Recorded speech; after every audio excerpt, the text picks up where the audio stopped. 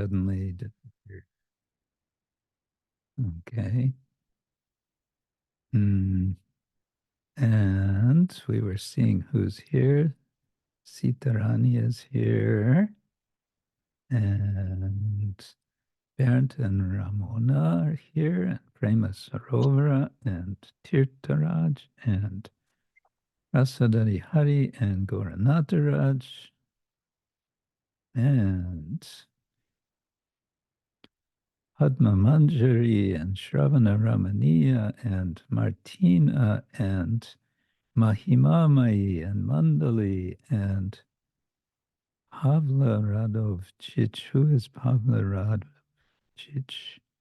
And Malati Mala and Dharmagupta and Sergei we saw and Harinamamrita is here and Yeritza and Ratnavali is here, showing lots of flowers. And the screen always shifts. And Rajali Lavati and Nandi Mukhi and Katyayani and Kali Parayana Sevini. Very nice. Welcome, everyone.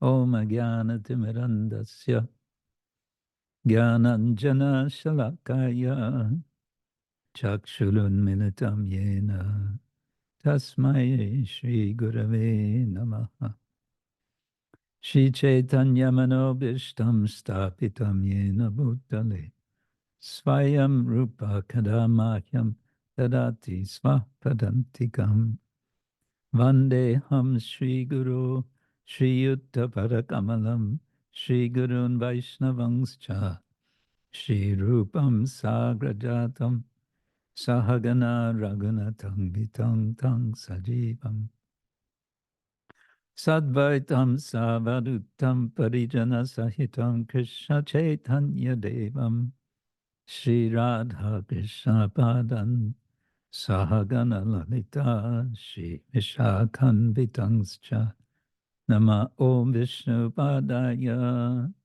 Krishna Prasthaya Bhutale Shrimate Bhakti Vedanta Swamin Iti Namine Namaste Saraswati Devi Gauravani Pracharine Nirvishesha Shunyavadi Paschatya Desha Tarine Vancha Kalpatarubhyascha Kripa Sindhubhya Evacha Patitanam Pavanebhyo Vaishnavebhyo Namo Namah.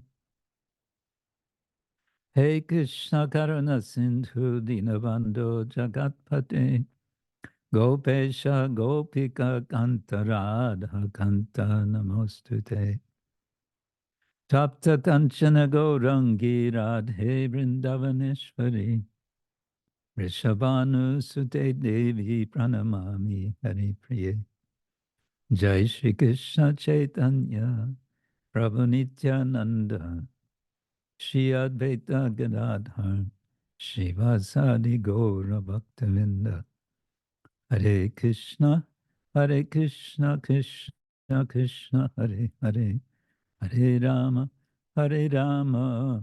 Rama Rama Hare Hare Hare Krishna Krishna Krishna Hare Hare Hare Rama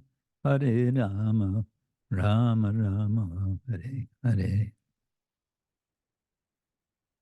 So, welcome everyone to Saturday Sanga again.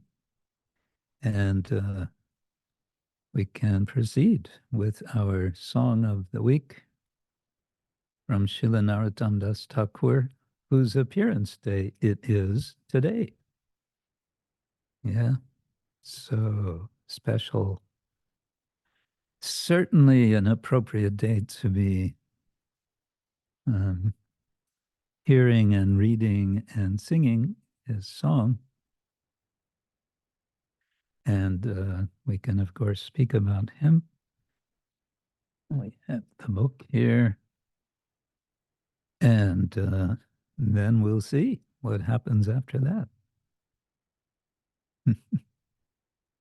Okay, the song. Before we go to today's song, we have last week's song briefly. Another Kabe Habe song.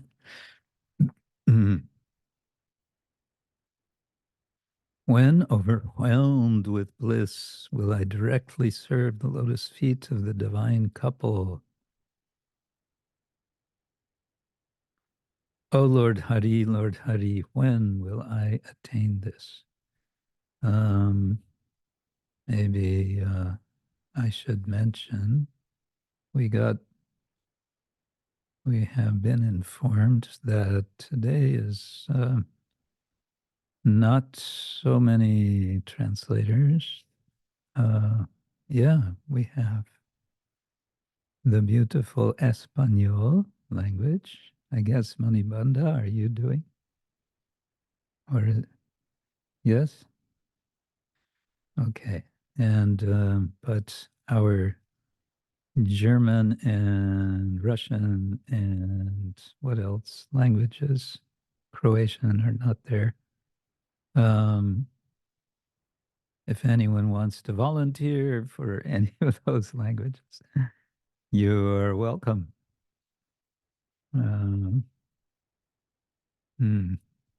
We could ask Tirtharaj to translate Croatian, but looks like he's sort of busy walking around. Hare Krishna, Maharaj. I could, I'm not that confident in my English translation, my English Croatian translation. We're used to English Spanish, but I can try. You could try if you want. Sure. I don't know how it's done to create a Croatian channel. That would be something.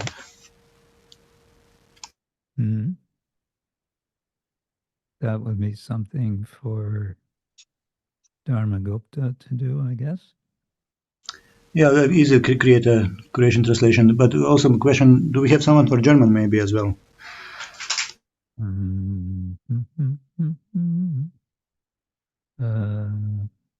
I could do the German, but then I can't do the English.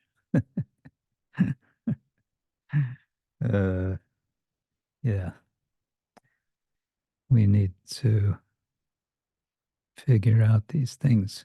Yeah, everyone's in Goloka Dham this weekend for the big Yasa Puja party of His Holiness Sachinandan Swami Maharaj.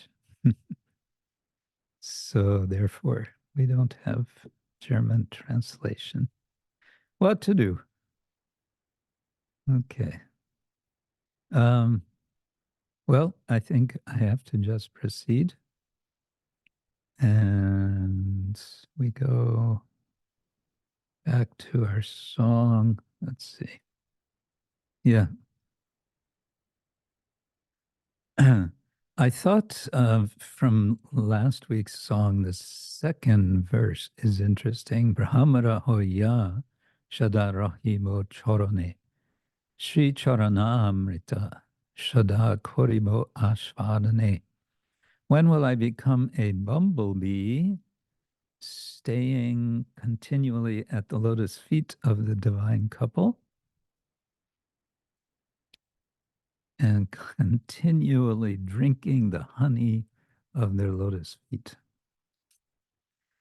So this imagery is very rich. A Brahmara, I was trying to remember the Croatian word for bumblebee.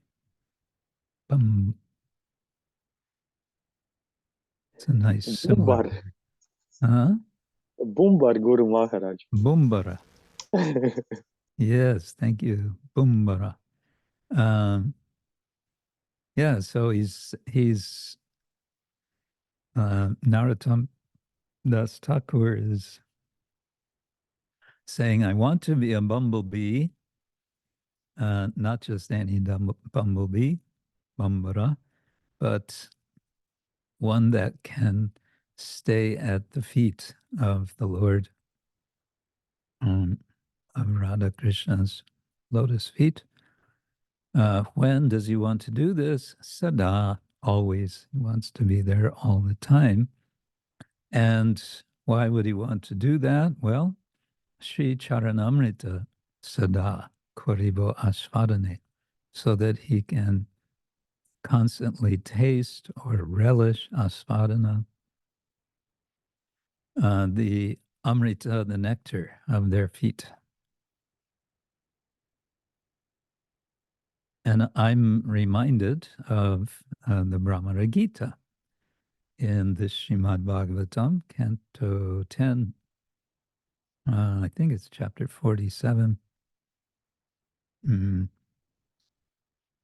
which there are two bumblebees. One is the bumblebee that is being spoken to by Srimati Radharani, and the other bumblebee, you could say, is Srimati Radharani, who is always at the feet of Krishna, except when Krishna is at the feet of Radha, which is, someone might argue, most of the time. So he's declaring this is his desire, e asha kori. And he doesn't want to do this alone. E asha koryami joto shakigana. He wants to be with his or her other friends, the sakigana.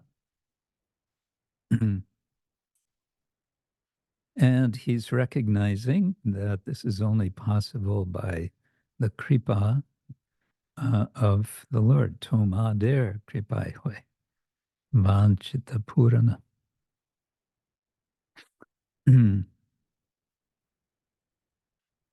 This is a desire which is not something that just came up. It's not something he suddenly thought of, but rather Bahudin Vanchakori Purna Jate Hoy. For many days I've desired in this way. In Bengali poetry, this kind of, as I understand, has the sense of being not just a few days, but a long time. Bahudin, literally many days, but many days could mean also many years.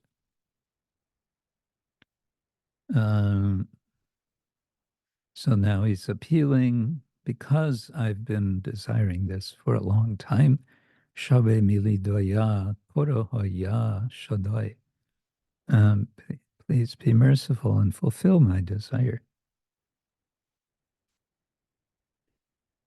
And Sheba Ashe Narottama Kande Diva Nishi. He's crying day and night, he says, Kripa kore koro more anugata dashi.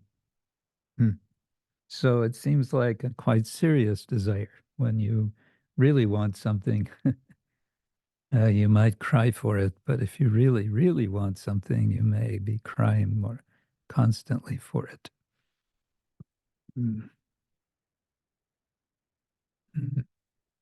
Okay, that's very briefly then for today's song. Jaya Jaya Sri Krishna Caitanya Nityananda, jayādvaita-candra, Jaya gaura bhakta vrinda. Well, that's pretty easy. O Lord Sri Krishna Chaitanya Mahaprabhu, all glories to you. O Prabhu Nityananda, all glories to you. O Lord Advaitacandra, all glories to you. O devotees of Lord Gauranga, all glories to you all. Jaya Jaya Shri Krishna Chaitanya Nityananda, jayādvaita-candra, Jaya gaura bhakta vrinda. And then kripa kori sabe mili koroho karuna adhama patita janera koriho gurna. I beg all of you. Okay, so he's addressing Chaitanya Mahaprabhu, Nityananda Prabhu, Advaitacharya, and the Gaura Bhakta Vrindas, all the devotees he's addressing. I beg all of you to please be merciful to me.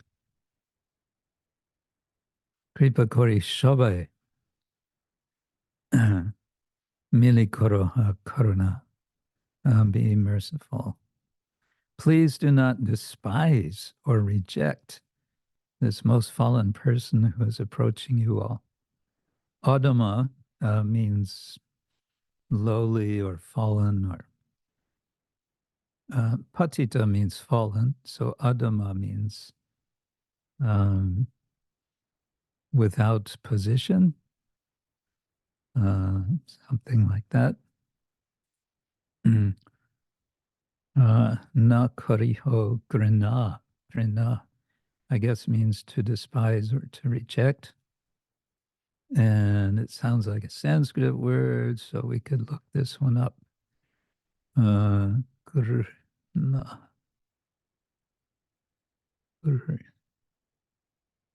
G-H. That's unusual. Retroflex. Let's see what happens. Yeah, grina. Grh.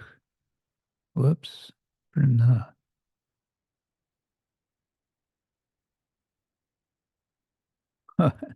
Well, that's kind of typical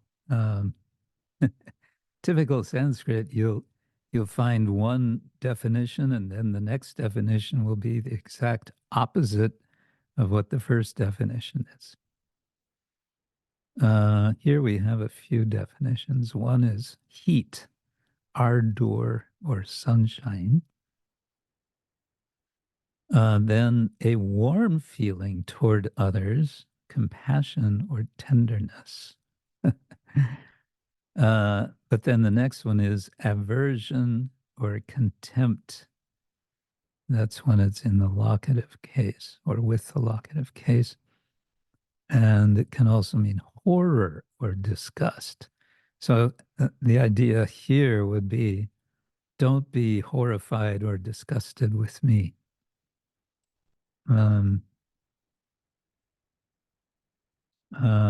But I suppose one could also, by some tricks, find a way to have the positive meaning apply. Okay, the third verse. Eitin shongshar mājhe tuyā parashar bhāviyā dekhinu mone gati nāhi ar. Your lotus feet are the most valuable thing in this material world. So we've had sometime before, the word samsara can mean material world, can also mean family in Bengali. And mājhe is from the Sanskrit mājhe, in the midst of. So tuyā parasar, your tuyā would be the possessive of tu, which is the most familiar form of the addressing someone, you. Pada is feet and sar is essence. And I'm not sure what this tin is about. A tin shangshar. Bhāviyā, let's see. 3, bhāviyā, dekhinu. I always see your lotus feet within my mind. Mane gati nāhi ar, I have no other goal. So gati means goal. It can also mean the way, the path to the goal. Nāhi ar is more or other, additional. There's no additional goal. There's no further goal. And then bhāviyā dekhinu. Dekhinu, I see. And bhāviyā, with bhava, I'm not sure, but possibly, in my mind. And that's locative. So in my mind, I always see the goal, which is there's no other goal. I don't have any other goal. So all I see is this, your lotus feet. She pada bhavar ashe keda utte mone bakul hridoy shoda koriye krandane. I hope to one day attain your lotus feet, and this causes great pain to arise within my mind. Shepada, these feet, pavar, gaining, power, ashe, power, I think, is of this hope, this gain, ashe, in the hope of this gain, keda utte mane, utte arises, mane, in my mind. What arises? Keda. Keda is translated here as pain. I don't know if that's related to a Sanskrit word. It doesn't look like klesha to me, so something else. It might also be an Urdu word.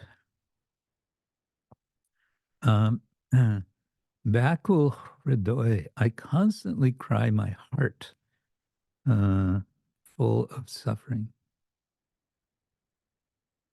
So krandana means crying, and sada is always, and korihe, doing, and hridoy is heart, and bakul, vyakula, is here suffering. We could also look at that Sanskrit word, vyakula. It means, I think, something like turbulence, but let's see.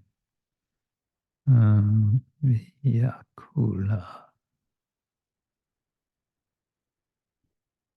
Vyakula. Oh, okay. Yeah, in this context, it means bewildered, confounded, perplexed, troubled, confused, disordered, quivering.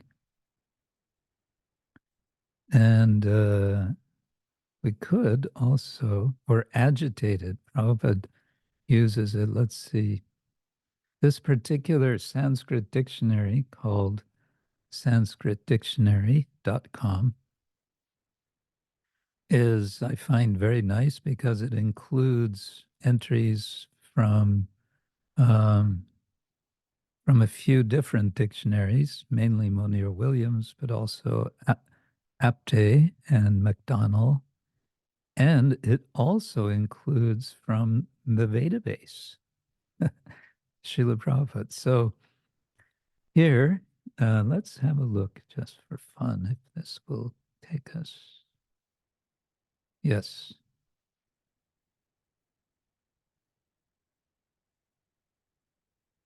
Antere bahire Krishna viraha taranga nana bhave vyakul prabhur mana aro anga.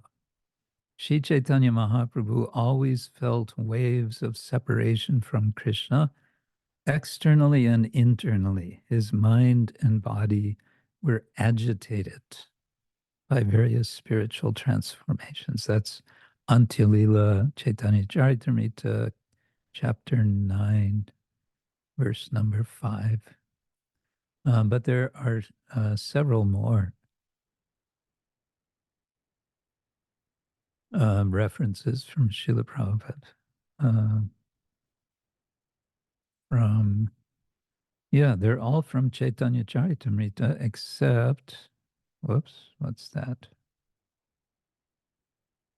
Oh, yes. That's a famous verse. Okay. So, ete changsa kalapungsa Krishna's tu Bhagavan Swayam Indrari Vyakulam Lokam Mridayanti Yuge Yuge.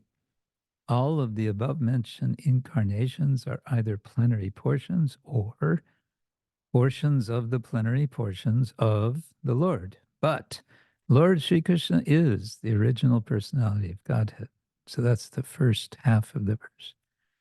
All of them appear on planets whenever there is a disturbance created by the atheists.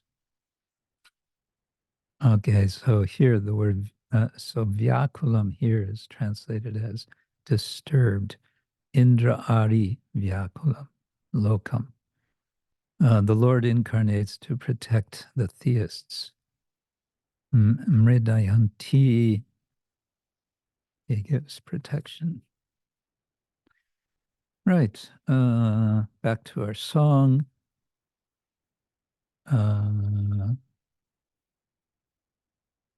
Where are we? Yes. Ki rupe paibo kichu na pai shandhane. Shandana. Shandhana, Prabhu Lokanata Pada Nahiko Smarana. I do not see how I will ever be able to attain your lotus feet. Kirupe, in what form? Haibo, I will gain.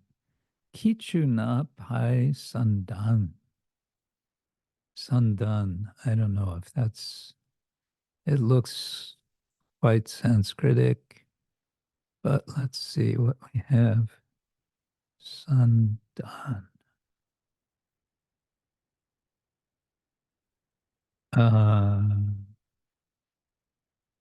Oh, in this case, the only entry we have are from Srila Prabhupada. And he gives Sandan by yoking the arrows to the bow. That's from Bhagavatam. Or fixing, these are Caitanya Charitamrita, junctions, junction, condiments, and other items. Anusandan. No, so I think something to do with connecting junction. So, but of course, words can be used differently in a different language. But let's see, ki rupe, paibo kichu na pai sandan. Yeah, I will not get a connection. I do not see how I will get a connection. In what form I will get any connection. Kichu, na pai. I do not see how I can always remember the lotus feet of Lokanath Goswami, my spiritual master. Prabhu Lokanath Pada Nāhi Smaran. This is interesting because other songs seem very hopeful, anticipating I'm going to get full shelter of the Lord, of Radha and Krishna, and so on. And now in this song, he sounds doubtful. he's feeling some kind of dismay. Tumi to dayal Prabhu chaho ekbar Narottam hridayer gu chaho andakar. O Master, if you are at all merciful to me, then please glance upon me one time. So, tumi to dayal, Prabhu. O Prabhu,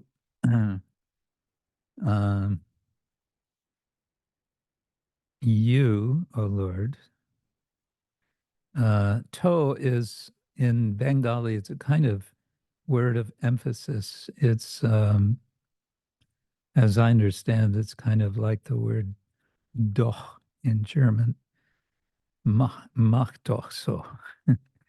It's like an emphasis. Tumi to dayal. So you, O Master, chaho, give or render, I guess, dayal, mercy. When or how many times? Ekbar, just one time.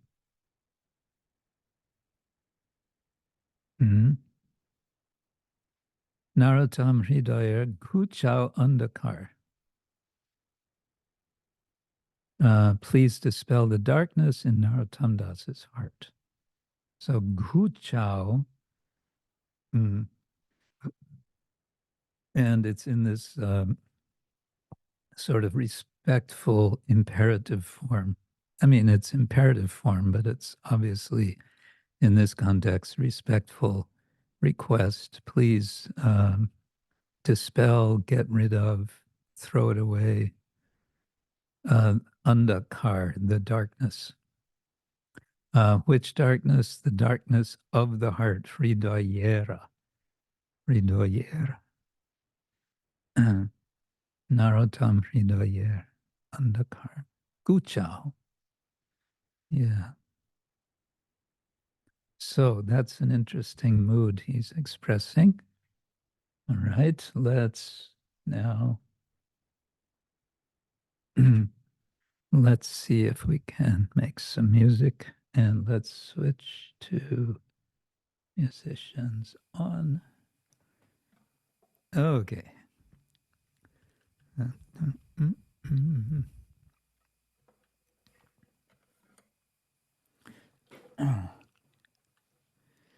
Now, I don't know if I can do this. I was thinking to do this in, I think they call it, sometimes they call it ektal, sometimes dutal. But in English, it would be three-fourths measure. Jaya, Jaya, Shri Krishna, Caitanya, Nityananda, jayādvaita-candra, Jaya, gaura bhakta vrinda.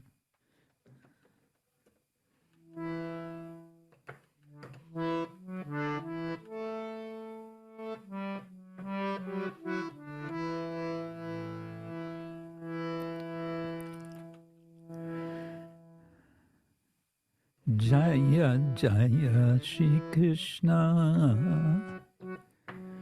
Caitanya, Nityananda, Jaya, Jaya, Shri Krishna, Caitanya, Nityananda, jayādvaita-candra, Jaya, gaura bhakta vrinda, jayādvaita-candra, Jaya, gaura bhakta vrinda, kripa kori sabe, kripa kori sabe mili, koroho karuna, kripa kori sabe mili, koroho karuna, adhama patita janera, na koriho adhama patita janera, na koriho 18 songs sāra mājhe, tuyā pade sāra, etina samsara mājhe, tuyā pada sāra, bhāviyā dekhinu mane, gati nāhi bhāviyā dekhinu mane, gati nāhi se pada pawara ashe, keda utte mane, se pada payara ashe, keda utte mane, akul hridaya sade, kori krandane, abakula hridaya sada, kori krandana, kirupe paibo kichu, nabhai sanda, kirupe paibo kichu, nabhai sanda, Prabhu lokanatha pade, nāhi kosmaran, Prabhu lokanatha pade, nāhi kosmaran, tumita dayalu Prabhu, chaho ekabar, tumito dayala Prabhu, chaho ekabar, Narottama hridaya, guchao andakar, Narottama hridaya, guchao andakar, Hare Krishna, Hare Krishna, Krishna Krishna, Hare Hare, Hare Rama, Hare Rama, Rama Rama, Hare Hare, Hare Krishna, Hare Krishna, Krishna Krishna, Hare Hare, Hare Rama, Hare Rama, Rama Rama, Hare Hare, Hare Krishna, Hare Krishna, Krishna Krishna, Hare Hare, Hare Rama, Hare Rama, Rama Rama, Hare Hare, Hare Krishna, Hare Krishna, Krishna Krishna, Hare Hare, Hare Rama, Hare Rama, Rama Rama, Hare Hare, Hare Krishna, Hare Krishna, Krishna Krishna, Hare Hare Rama, Hare Rama, Ram Ram, Hare Krishna, Krishna Krishna, Hare Hare, Hare Rama, Rama Rama. Hare Krishna, Krishna Krishna, Hare Hare, Hare Ram, Ram Ram, Hare Hare.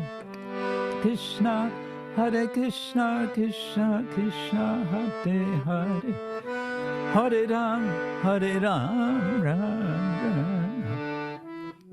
Hare Krishna, Krishna Krishna, Hare Ram, Ram Ram. Hare Krishna, Krishna Krishna, Hare Hare, Hare Ram, Ram Ram. Hare Krishna, Krishna Krishna, Hare Hare, Hare Ram, Ram Ram.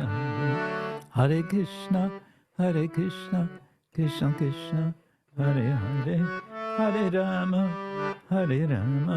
Rama Rama, Hare Hare Bol, Hare Bol, Hare Bol, Go Hare Bol, Nita Go Hare Bol, Hare Bol, Hare Bol, Go Hare Bol.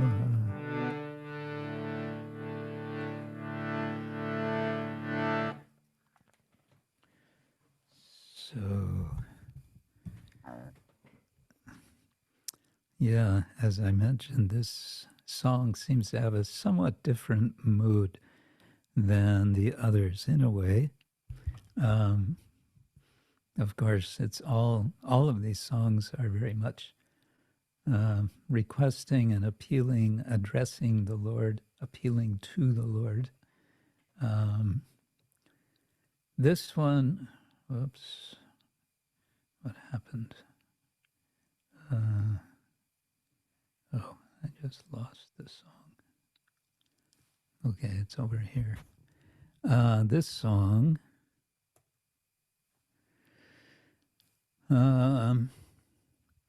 yeah, he's addressing the devotees, Lord Caitanya and his associates, and he's begging for their mercy, and he says, I'm waiting since a long time for the mercy, and it seems like almost an expression of doubt whether he's going to receive this mercy. But in the end, he seems to make a sort of minimalist request. If you could just glance at me once, just let me have your glance one time. This is the request, and also to dispel the darkness in the heart. So this is a nice prayer. Mm-hmm. Thinking of his address to the lords as his lords, it strikes me that one might, if we wanted to think in terms of rasa, we might want to think of a kind of reverse Vatsalya rasa.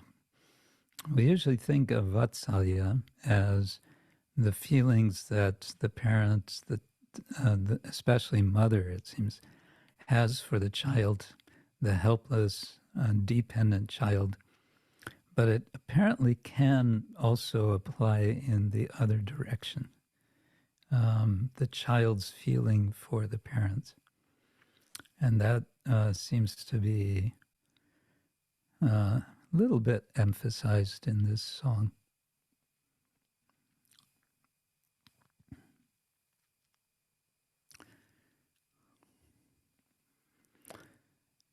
Okay, I think it's right and fitting, being Narottama Dasa Thakur's appearance day today, that we continue reading about Narottama Dasa from this nice book from Srila Dasi.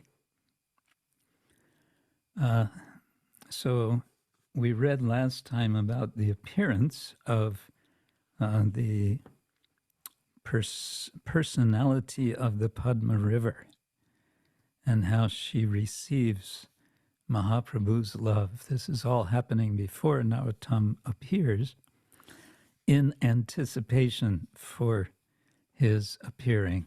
There's going to be a transfer of Krishna Prema going on by means of the Padmavati River, the Padma River. So this is all being accomplished in an amazing way, that Padmavati Devi appears in person to receive this treasure.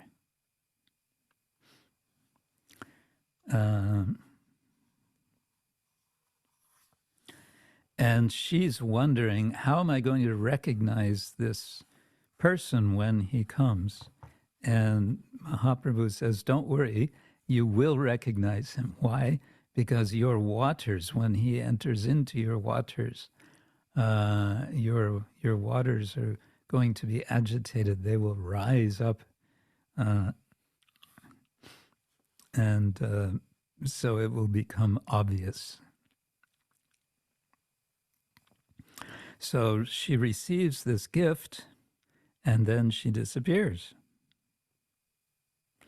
And all the devotees were present, and they saw all of this, and as you might imagine, they were amazed. Their eyes were wide open, their mouths were wide open.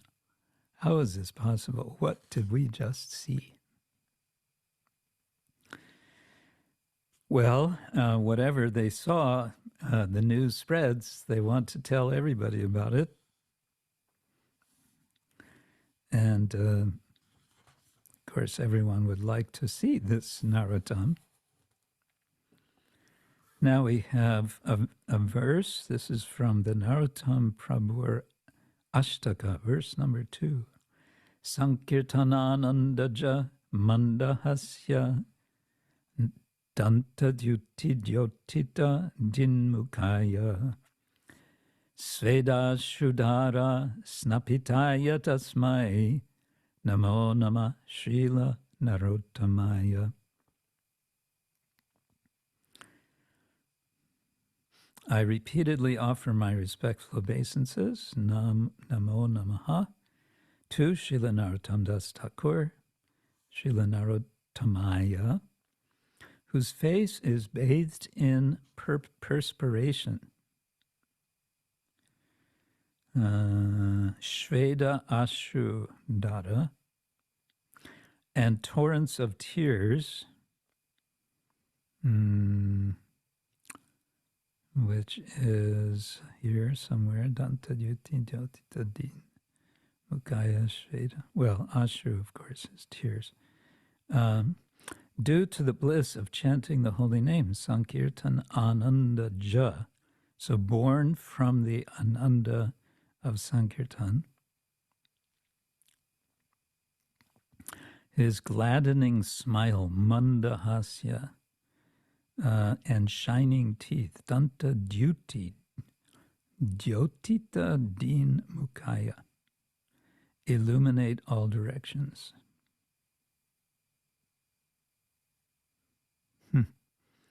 So we can meditate on the shining teeth, the gladdening smile and shining teeth of Caitanya Mahaprabhu.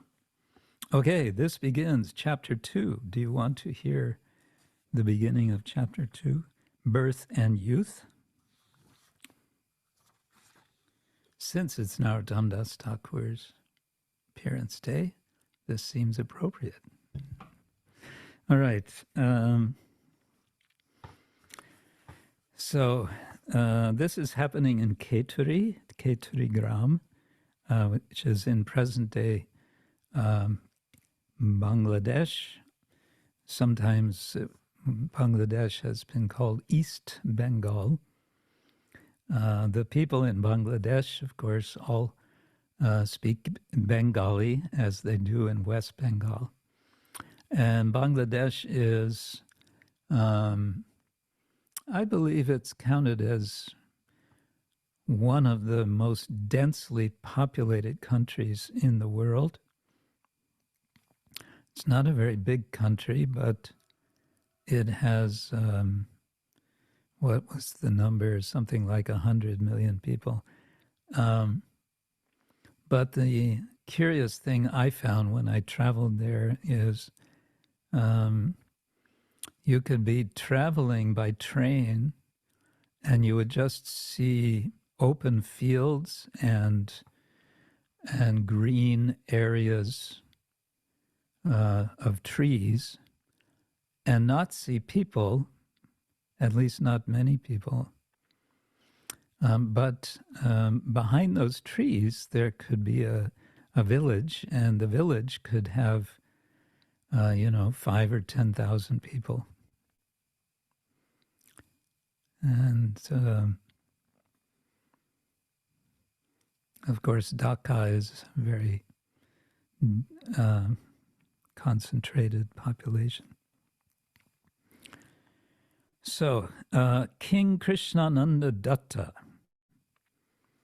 is worshiping his family deity. He's offering tulsi leaves to the Lord's feet, and he completes his puja, and then he stares at the deity and bows down, and he joins his palms, and he pleads, he asks with great intensity, "My dear Lord, if you so desire, please bless our family by sending us a son." Something that kings are typically offering prayers for in India, especially. This is the concern, to have a son to continue the line. Then he goes out and he's surveying his kingdom, and he's appreciating how beautiful it is. So many fruits, vegetables, grains, and he thinks this is like a paradise. And the soil here is in Khetri, it's so fertile. Practically anything grows here. There were so many different kinds of trees and plants: banana, jackfruit, mango, coconut, palm trees. I don't remember seeing all of this when I was there some years ago.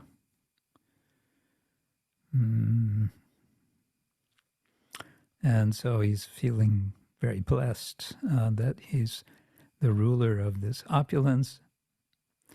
And he says, I have everything. I have land, wealth. I have a devoted wife. And so he's recognizing, he's acknowledging the Lord has been very kind to me. But all these blessings cannot fill the void in my heart. Without a son, my home appears empty and lifeless.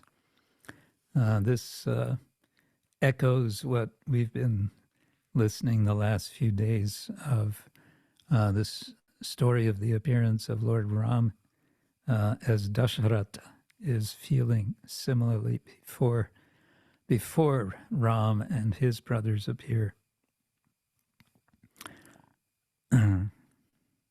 So he's expressing his anxiety. Who is he going to pass on the kingdom? And how can I pacify my good wife Narayani, who suffers without a child to nurture?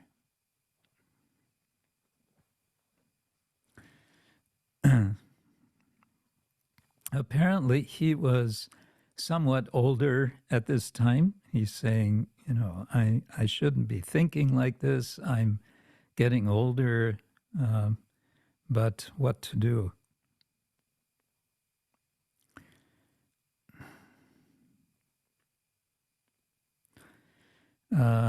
So then he's alone in his chamber and he's reflecting.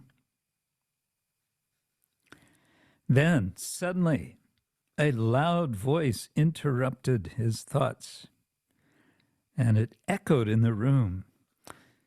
Soon you will be the father of a son named Narottama.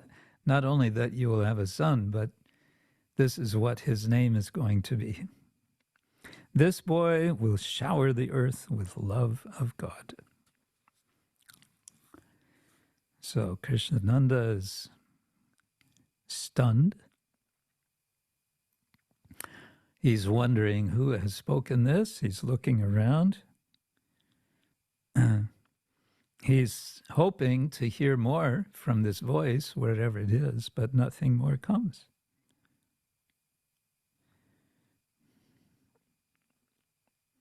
Then he starts to doubt himself. Did I really hear this? What am I going mad or what? Maybe I'm just, this was my, because of my wishful thinking, I'm imagining this. Then he says, no, I definitely heard a voice. It was no dream. My eyes were open and I am fully conscious. So he takes this as a divine prophecy. And he runs to tell this to Narayani, his wife.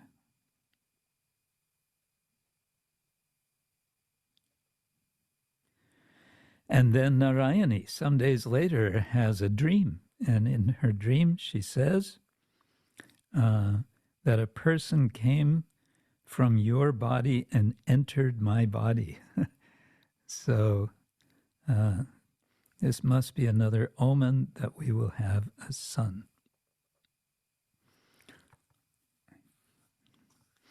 And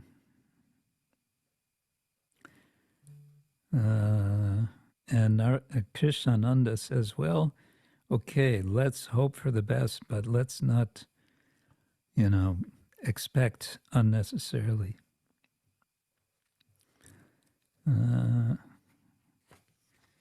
Okay, then, soon after this, Krishnananda is relaxing in his chamber. He seems to do that a lot.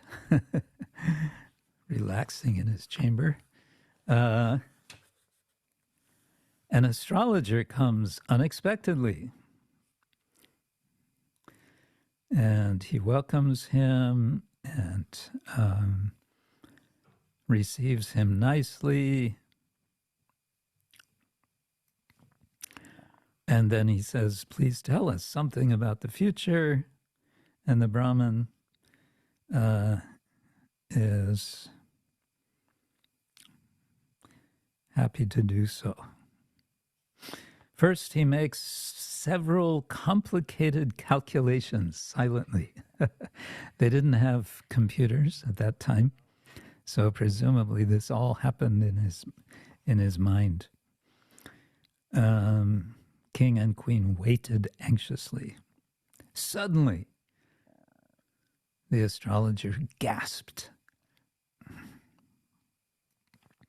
and smiled brightly. Ah, this is wonderful. You will certainly have a son who will be a remarkable devotee of the Supreme Lord. He will have the power to destroy the world's miseries, and he will bring great happiness and fortune to your family. And delighted, yes. So they gave him lots of gifts. They were so happy. And now his wife felt confident. Yes, this is going to happen. And sure enough, soon after this, Narayani becomes pregnant. They wait impatiently for the months to pass. Finally, at 6 o'clock in the morning, I wonder if that's Sitala's embellishment or if this is from the text. On the full moon day of Magh, Narayani gave birth to a healthy male child. There's a footnote to this. I wonder, where are the footnotes? Are they? Just one moment.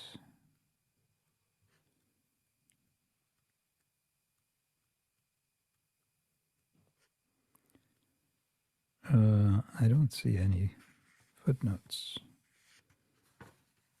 Where are the footnotes? I don't see them at the end of the chapter, and I don't see them at the end of the book.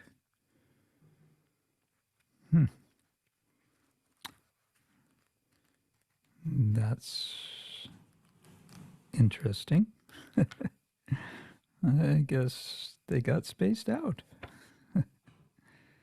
Okay. So the son was born. So today must be the Purnima.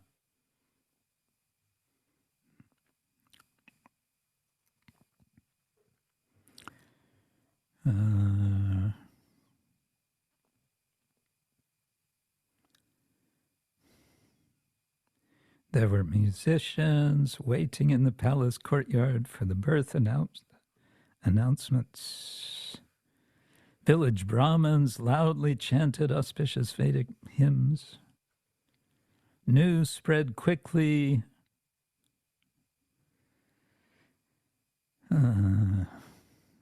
Everyone wants to see the child.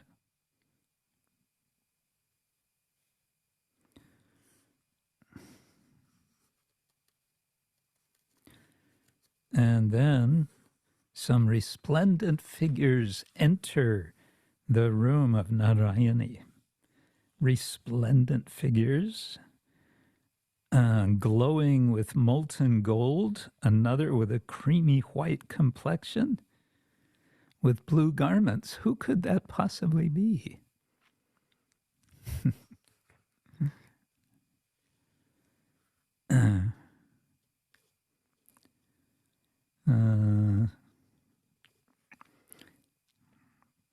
So she saw this vision, and then they disappeared. And then she thought, oh, I'm just imagining things. I'm so exhausted.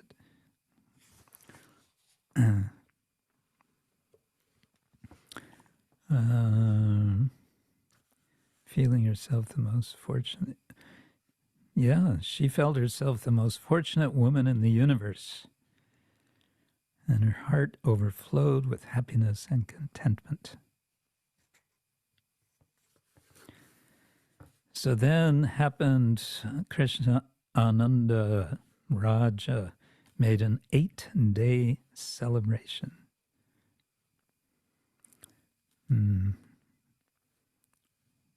Spare no expense, he tells the Brahmin, or he tells the servants, spare no expense.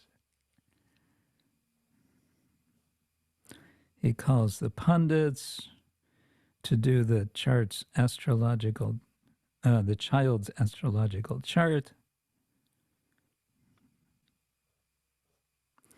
Yes, this is so auspicious, they say.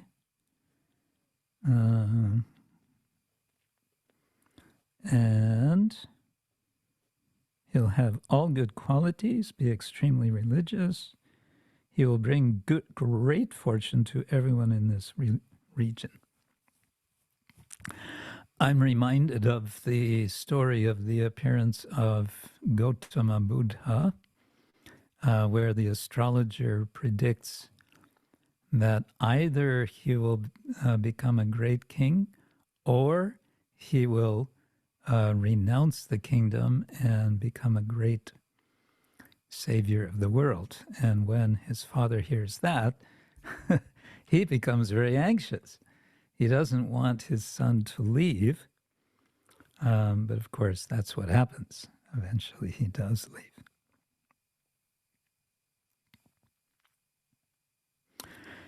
The pundits all agree that the boy's name should contain one or more of the following syllables: na, ra, and ta.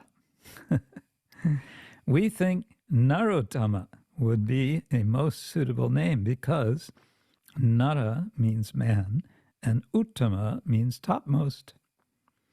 It is clear from this boy's chart that he will indeed be the greatest of men.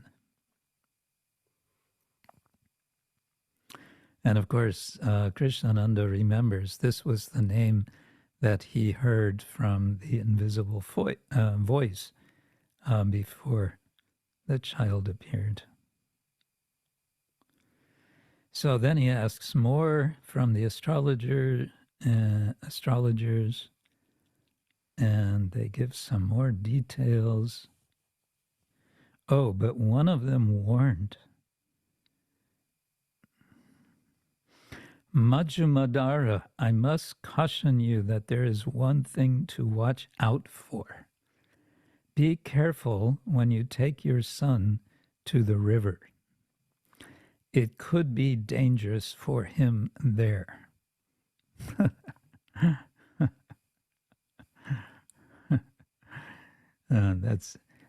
It's interesting because we know what the danger is, but danger, it's sounding again like the story of the Buddha.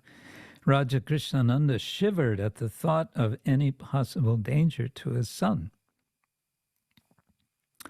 and firmly resolved that although he lived a short distance from the Padmavati river, he would keep Narottama away from the water. Okay, so we know where that's going. Someday when he gets older, he's going to go to the river. Because it's a strange thing to keep a child from the river. Why would, he's going to feel that way. Okay, so Srila Narottama Dasa Thakura ki Jaya. Now, let's see. First thing I want to do is beg for your pardon while I disappear for 1 or 2 minutes, and then we can proceed from there. Meanwhile, you can all say hello to each other if you like.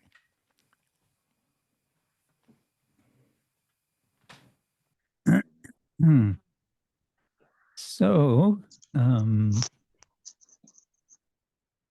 there were a couple of things I wanted to ask, and it sort of depends on whether someone is present.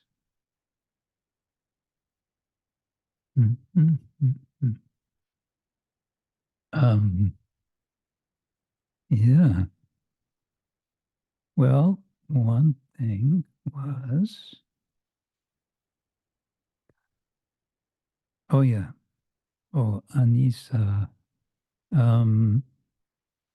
Anissa, greetings if you're there. I was remembering, I think you had a kind of a question a couple of weeks ago or more. Are you there? Yes, Hare Krishna Maharaj. Can you hear me? Yes. Oh, Hare Krishna. Do you remember what your question was? Yes, I do. Thinking back, it was quite an idealistic question, but it was along the lines of, do you ever feel like we'll ever live in a society? It's kind of, it's, I don't know if it's my side or your side, but the connection is kind of unsteady. Maybe we should try, if you turn off your camera, maybe Okay. it'll go faster. Okay. So the question was, do you think we'll ever live in a society where animals are considered on an equal plane as humans? Because I think even in the Vedas there are multiple examples of how animals can also be elevated personalities. So I just wondered, at that time the question was, will we ever live in such a society, or is that just gonna be if we go back home to the spiritual world? Yeah. Yeah, in the spiritual world, it seems that there's lots of wonderful animals who are all, everyone's serving Krishna, so the animals are serving Krishna. So the parrots and the cows and the just everyone there. And there's mention in Caitanya Charitamrita when Mahaprabhu is in the forest of Jharkhand. Of course, there's the famous episode when he gets all of the tigers and the deer to chant and dance, and they're kissing each other, and so that's how to say. That's one sort of moment to give that vision, and then he quotes, as I remember, Chaitanya Mahaprabhu. While he's going through the forest, he's remembering Vrindavan, or he's feeling that he's in Vrindavan, and he's quoting a verse from the Bhagavatam, which is describing the mood in Vrindavan as being one where there is no enmity between or among all of the residents, including the animals. There's no sense of enmity. Is it possible that we would see in this world, in this society, such an idea? I must admit, it's hard to imagine. I've just been reading for the purpose of my writing on animals. I've been reading a short book called Thinking Through Animals, with a subtitle, Identity, Difference, and Non-Distinction. Non-distinction or indistinction. Let's see if I have it here.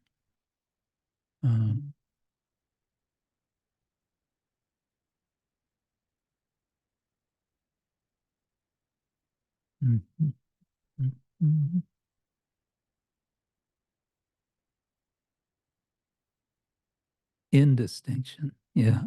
So identity, difference, indistinction, by an author, I forget his first name, Kalarko. And he's giving a nice kind of summary of what he identifies as the three essential approaches to animal ethics that kind of boil down to these three different ways of understanding our relations with animals.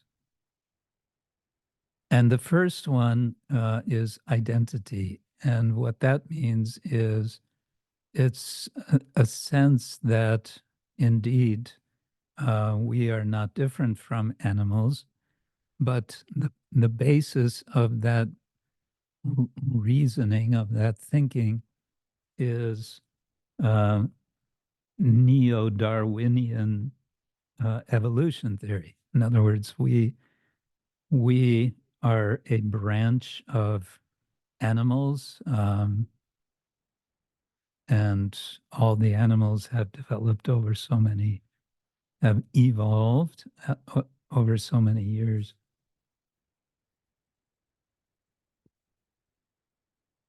So many eons. But the basic idea is we are not so different from animals. In fact, in so many ways, we are the same. In our own tradition, we have the famous idea that Prabhupada refers to many times. I have the verse here. Let's see if I can find it. Ahara nidra bhayamaitanam cha samanyam etat pashabir naranam, I think. Hold on.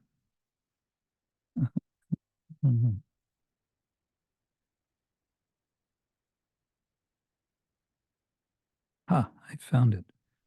Ahara nidra bhayamaitanam cha samanyam etat pashabir naranam dharmo hite samadiko vishesho dharmena hina pashabi samana. Eating, sleeping, fearing, bhaya, maitunam, and mating, samanyam. We have this samanyam. We have the same as the animals have. Samanyam etat pashubir naranam dharma hi tesham adhiko vishesho. But we have something additional, adhika, which is vishesha, which is specific or special, and that is dharma. And dharmena hina, without dharma, there is samana, there is sameness, pashubi, with animals. So, of course, the modern animal ethics and animal activists are not thinking about dharma, at least not explicitly. But that does translate into rights theory. The idea is, well, just as we've, if we're a little bit thoughtful, we recognize that men and women are equal, that different races of people are equal in terms of rights, and they are deserving of equal rights. So, considering this they wouldn't say non-difference, they would say identity, that means we have to extend rights to be inclusive of animals. So that's one kind of animal ethics. Out of this idea come all of the ideas associated with the expression animal rights. Animals, we have rights. If we have rights, animals also have rights. But not necessarily all animals. Why? Because, well, we have to consider what is it that's equal with humans. And this is where the limitation of this idea comes, is it seems to be simply a continuation of what can be called anthropocentrism, where the measure of what's good is finally human beings. The ideal being is a certain notion of human being. So anyway, that's briefly about the identity idea. And then there's the second one is the difference. Difference, where difference becomes important. And this idea of difference takes animal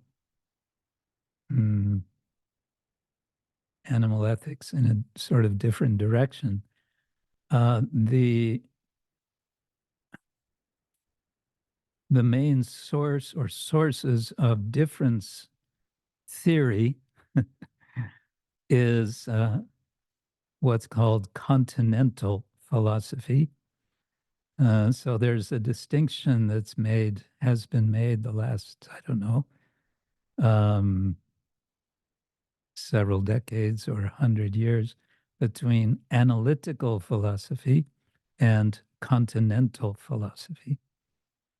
Continental philosophy geographically refers to continental Europe, in contrast to analytical philosophy, which is thought to be mainly geographically located in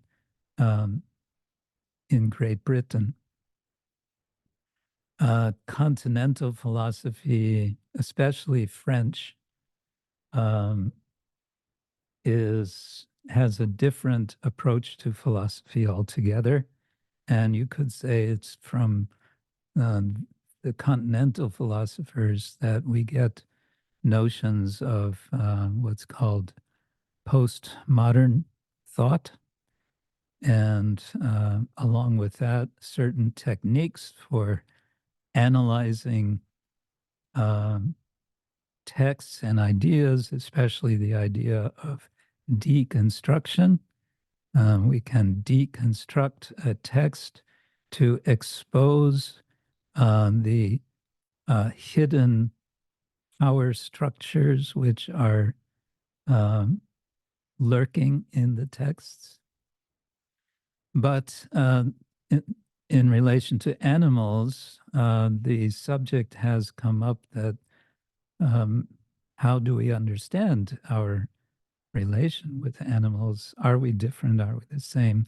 And what the difference philosophers want to say is, rather than saying we are the same as animals, we should rather go to the other extreme and say, not just that humans are different from animals, that's another mistake, but to say that I'm different as an individual from this individual who is different from that individual. And there are so many individual human beings and non-human animals, and they're all different. And why is that? Why should we be thinking like that? Because this forces us to take seriously the recognition of otherness. It forces us to the idea is kind of like it forces us to submit to the reality of another person. And that other person just might be what we call an animal.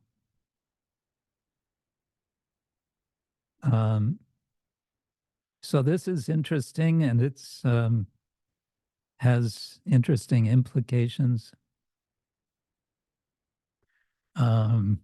which I won't go into because I'm trying to grasp it myself. The third is what's called indistinction. And indistinction has some aspects that are in common with both the identity theorists and the difference theorists. But the indistinction theorists are sort of, instead of starting with humans and saying animals are like us, it's kind of doing the opposite and saying there are animals and we are like animals. Now, from a Vaishnava perspective, this sounds like exactly what we don't want to say. But I think on a deeper level, there may be some substance there, because the idea is, as I understand it, is to abandon ultimately the whole idea that I'm a human or I'm an animal. In their theory, they don't have an option, a third option, so they just want to merge these. What we want to say is we're not human, we're not animal, we are spirit, soul, we are servant, we are part and parcel of the Supreme Person.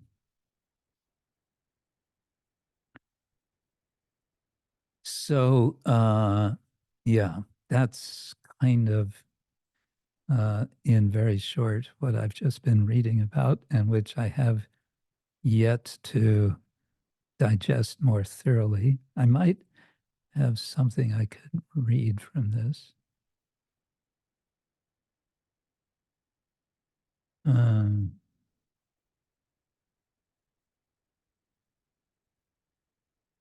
So one of the theorists of the indistinction category is, I don't know how to pronounce his name, Gilles Deleuze, who I believe is also French.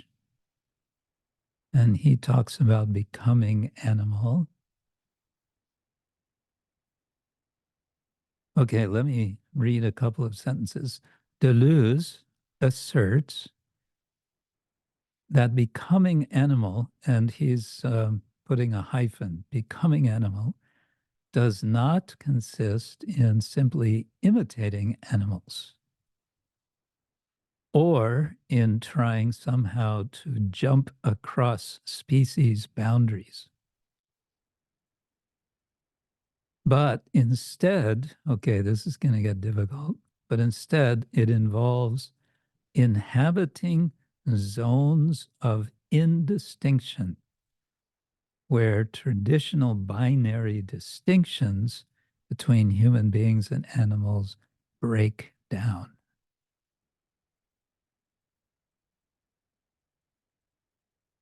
So this, you'll hear a lot of this in a lot of what's called critical theory and postmodern thought, is that our thinking tends to be binary. We tend to think in terms of good and bad and heat and cold and so on.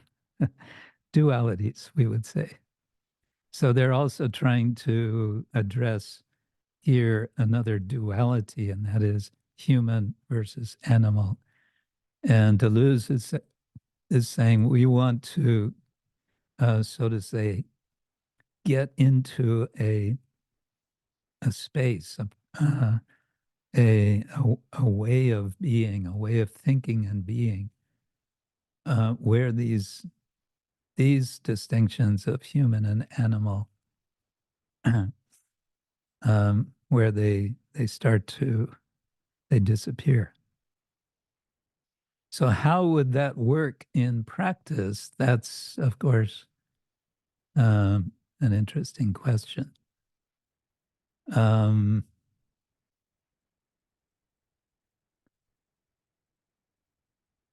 Let me, I haven't read this far. Okay, there's another theorist of indistinction. This is probably more than you asked for. I'm just reading. It says, another particularly powerful instance of a thought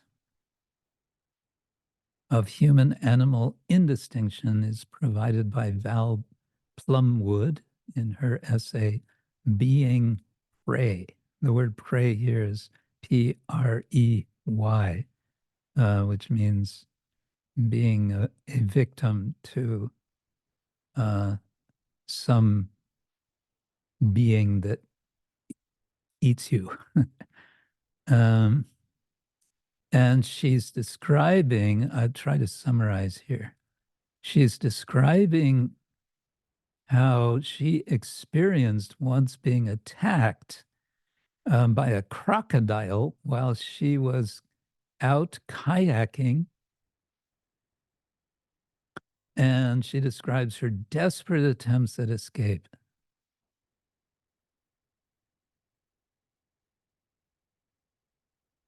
Eventually, she manages to break loose. It was an extreme struggle, but she managed to break loose.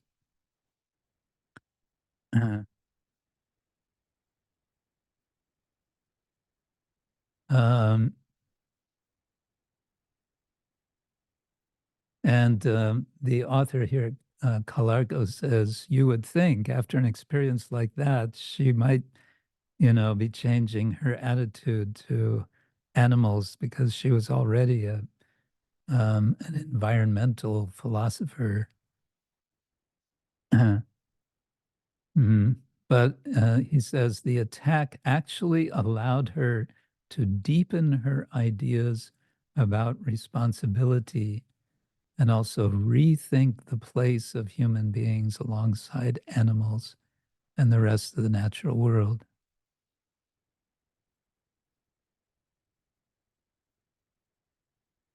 And then she says, Plumwood is remembering what happened. She said, as it was happening, as she was being attacked by this crocodile, she was thinking, this is not really happening. This is a nightmare from which I will soon awake.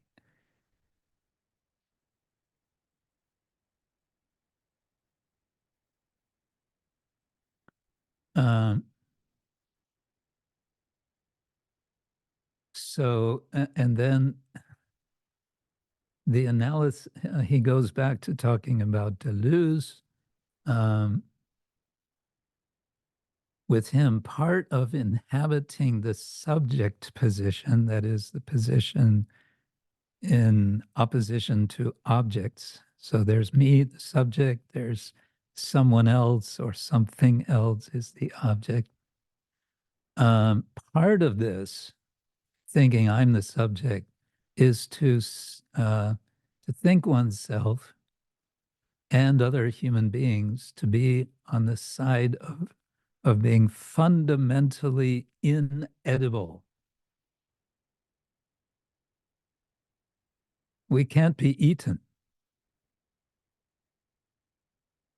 Human beings eat others, but are not eaten by others, especially not other animals.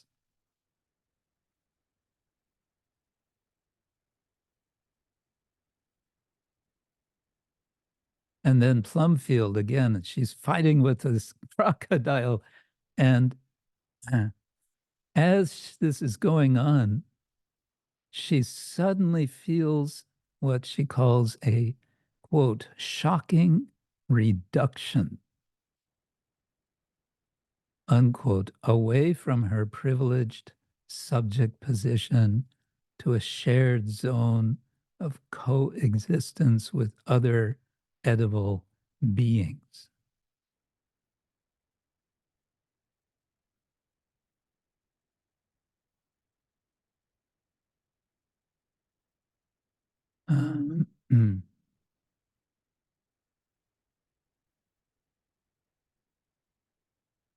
To see oneself as potentially edible, as meat, quote unquote, is to find oneself in a surprising, shocking alignment with animals.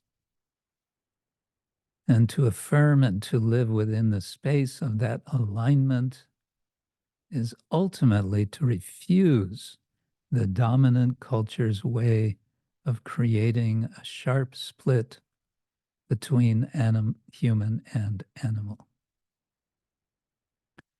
So this, I don't know, this is something I'm thinking about how I can relate this with, what we understand from our tradition and also throughout the yoga tradition and Indic traditions in general. that there is a huge difference. But the difference is also a non-difference. There's kind of a simultaneous difference and non-difference, because we understand we're dealing with spiritual beings, not physical beings. Anyway, that's something. But yes, to your question, I think I attempted a partial answer to that in my book about cows. Maybe you read that part. It comes toward the end. The notion of the anticipatory community.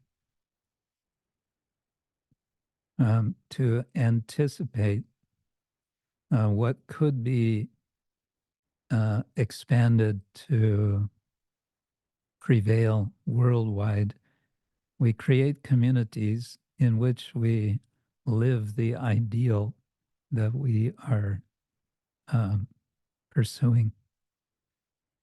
Whoops, Anissa just disappeared. Oh, there you are. Okay.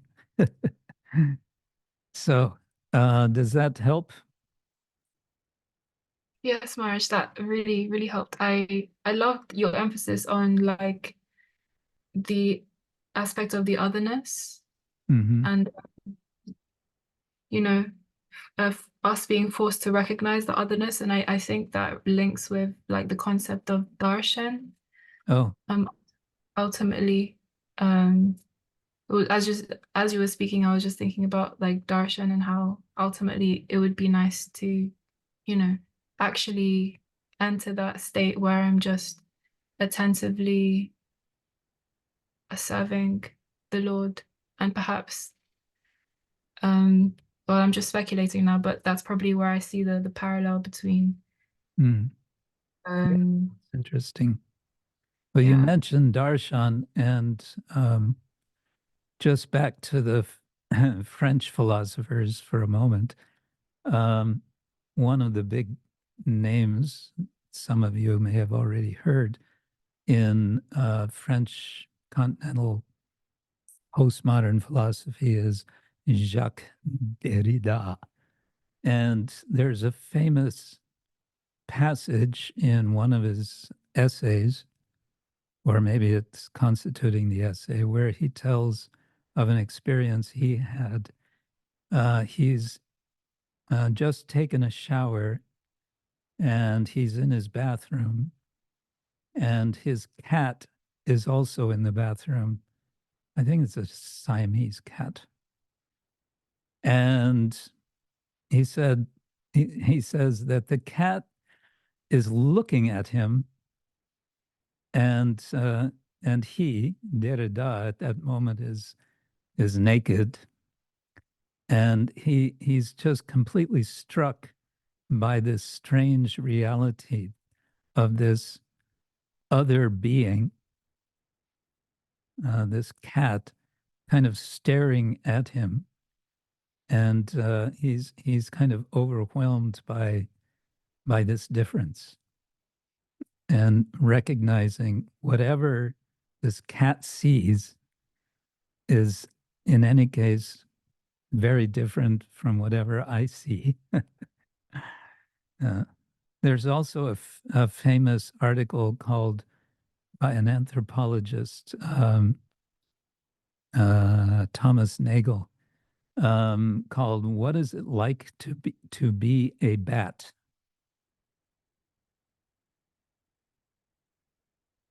And he philosophizes in quite some detail about how we cannot know what it's like to be a bat, nor can we ever know what it's like to be a bat, no matter how much we know about bats. You can have any amount of scientific knowledge about bats, but you don't know what it's like to be a bat. So similarly, we don't know what it's like to be any other person. And in that sense, there's a recognition, you could say, of an ethics of difference is kind of demanded by that. What's his first name? Emmanuel Levinas talks about that. Yeah, okay, enough French philosophy for today. Oh, what time is it? The time has flown by already. And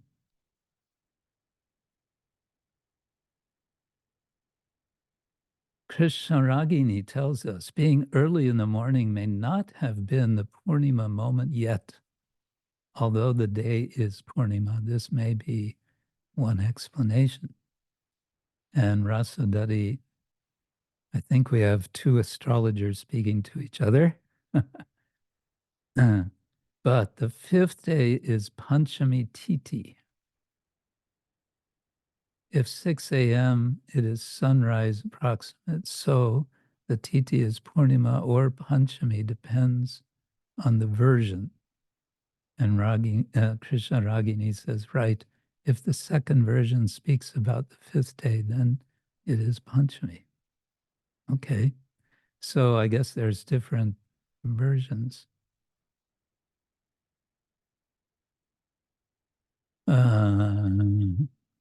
Dira Lalita, you have a question. I guess we're going with questions today. Is that okay, Guru Maharaj, to ask a question? That's okay, yeah. Okay, thank you.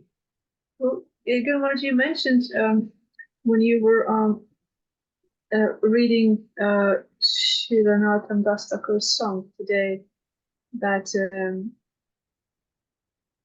how he was expressing emotion differently this time, like almost begging just for, like, lowering down his desires for service to the Lord, to the desire just to have, begging for that one glance that, you know, from them.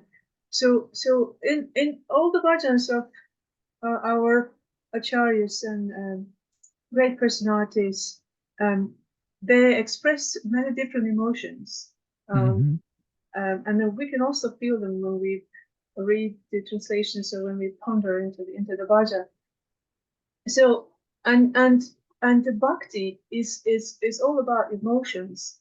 So I was just wondering if sometimes we in our Krishna conscious practice get some particular emotion coming up front, like sort of overwhelming.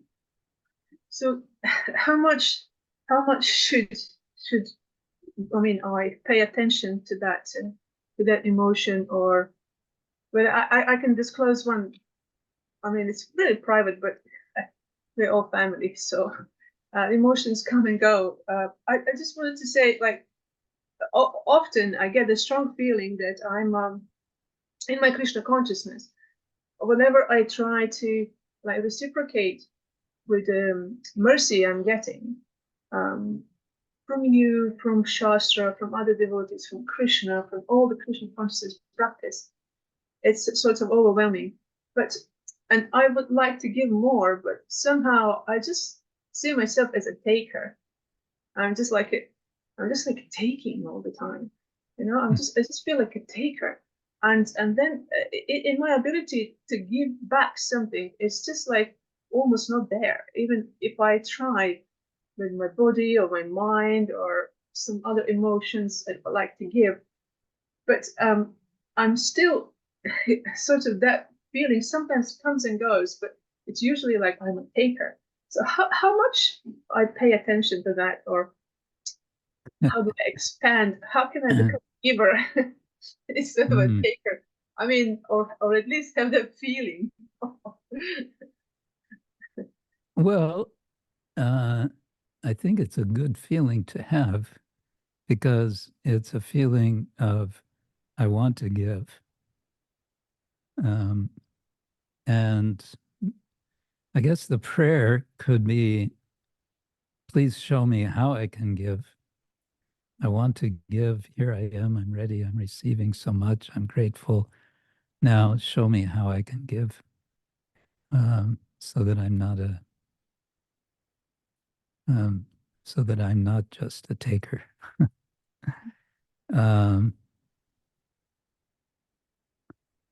At the same time, I wouldn't make it into what we used to call in American slang a guilt trip.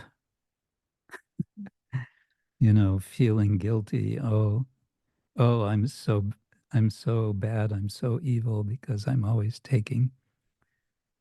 Because that doesn't help anyone. But rather take it in a positive way. And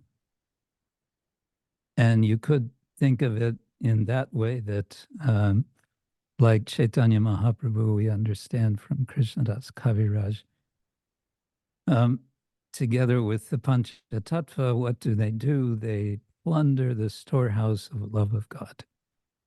So you could sort of use that imagery. Yes, I'm receiving so much. So what I'm receiving, is let it be put in that, let it be added to the storage. But I'm not locking the door. It's not like I'm hoarding. I'm just putting it in a good place from which then the Panchatattva and all of the devotees can come and share and plunder to their heart's content. So you could also make that as a kind of prayer. My dear Lord's Panchatattva, please kindly plunder whatever I have stored, which you feel would be of value. Thank you so much. Thank you so much.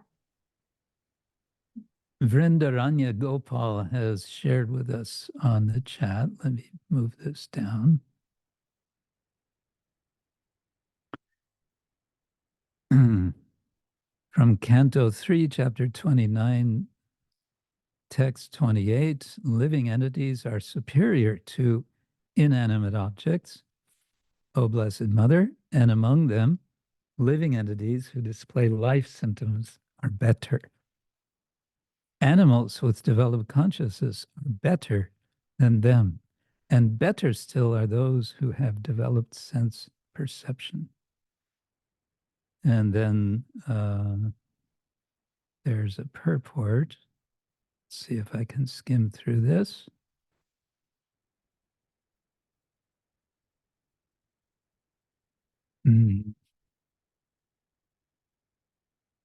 Okay, it's talking about how to relate with different living beings.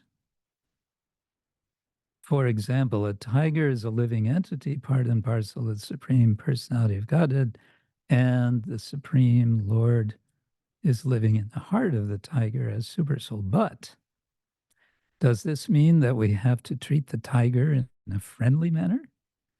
Certainly not. We have to treat him differently, giving him charity in the form of prasad.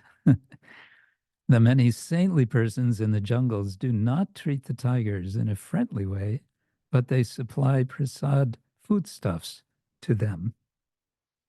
Oh, well, that's interesting. But this reminds me, I saw a film, part of a film, a documentary. It was showing, it was an animal sanctuary which had predator animals, and one of the predators was a panther, I think, a big wild black cat. And unlike the other animals that could roam in the open within this sanctuary, this particular cat had to be kept in a cage because he was really mean. And then one, as I remember, a woman who was expert at communicating with animals. She went and every day for some time, she would just sit next to this cage and she started communicating. She would try to, get the cat to express, what's your problem? So, and she was able to bring this very fierce animal to become peaceful just by sitting and sort of being there and, so to say, listening to the cat.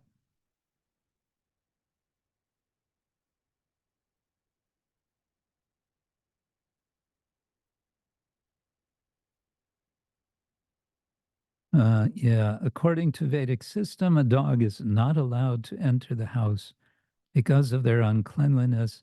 Cats and dogs are not allowed within the apartment of a gentleman, but are so trained that they stand outside. The compassionate householder will supply prasad to the dogs and cats who eat outside and then go away.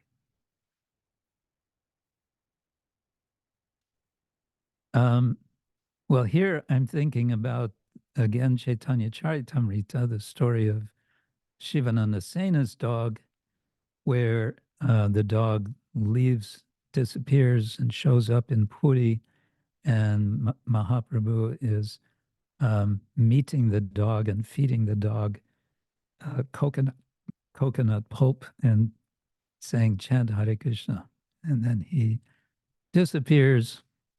The dog is understood to have gone back to Godhead. And Prabhupada here is speaking specifically about householders. And householders, see, here's where I think it could be interesting to think how different understandings of animal ethics could come depending on one's ashram. So this is talking about the householders, and householders are very much about maryada and keeping boundaries, and there's an inside and there's an outside and so on. But a renunciant might not be so concerned with that kind of distinction.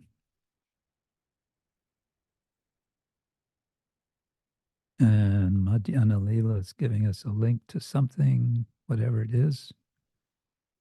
Must be something interesting. You want to tell us, Madhyana Leela, what you're sharing with us?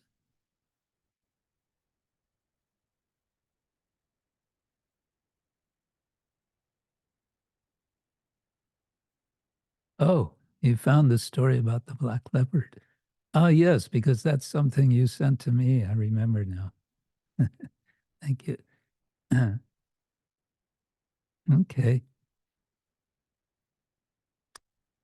All right. Well,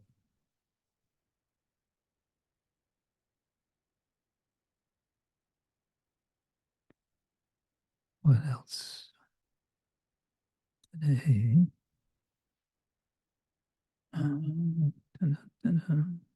What's today? Today is, I'm looking at the calendar.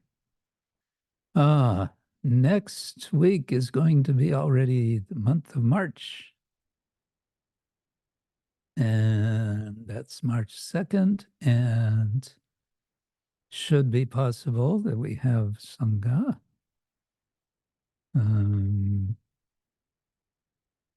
I'm starting to think it's time that we get some special guest to join us. If any of you have a suggestion, and if you would like to contact that person, that's something to think about.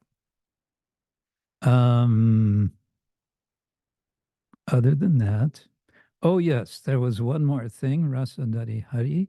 Some weeks ago, you were suggesting that we do a session on discussing Guru Tattva. And I came upon something that you might find interesting, which I found interesting. I can share the link. Maybe you would even like to, I know you don't have unlimited time, but there's a 3-part article about Guru Tattva by Srila Bhaktisiddhanta Saraswati Thakur. And this is in the website of Sri Narasimha Caitanya Ashram. And let's see, the link is here.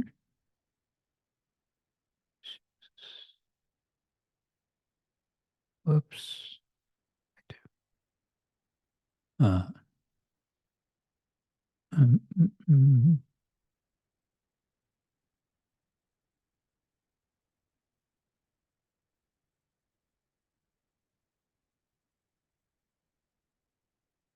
Okay, there's the link. So that's for part 1. And it says there's a part 2 and a part 3. So those should be easy enough to find. So maybe this could be a bit of a homework for you, just to read through, and then maybe some point from this, or more than one point, if you want to bring up next time, we could discuss. How does that sound? That sounds like a plan. Good. Okay, it's already that time, isn't it? I wanted to check one thing. No, not with us today. Okay. So all I can say now is I do thank you all very much for joining. And I do wish you a wonderful week. Who knows what could happen this week? Krishna may come to you in wonderful ways, in some unexpectedly nice way.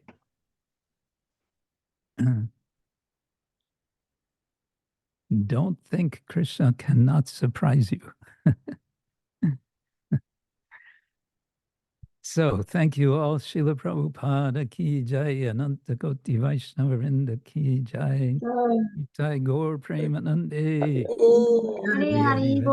His Holiness Krishna Kshetra Swami Maharaj ki jai. Krishna Thank you so much, Prabhu Maharaj. Have a nice week. Maharaj ki Hare jai. Krishna. Hari Bol. Jai. Guru Maharaj.